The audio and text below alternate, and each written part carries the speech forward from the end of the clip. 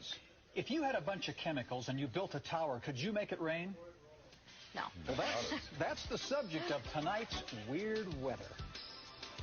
In the early 1900s, there was a gentleman who said he could make it rain. Charles M. Hatfield.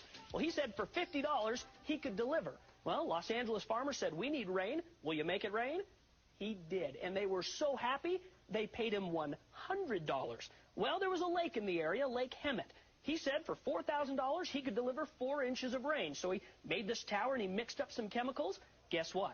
11 inches of rain fell, and it rose 22 feet. Operators say it was the best bargain they'd ever had.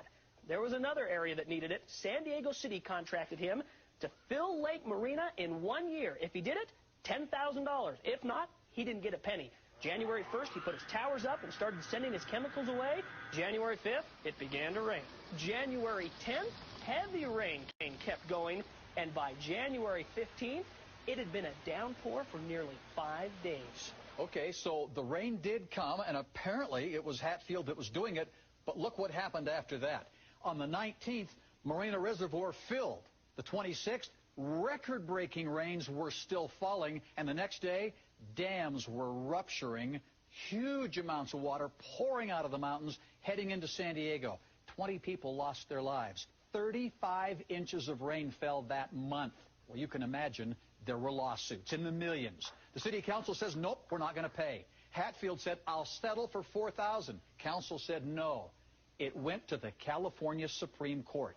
They ruled that was an act of God. Well, if that's the case, neither Hatfield nor the city was liable for the damages.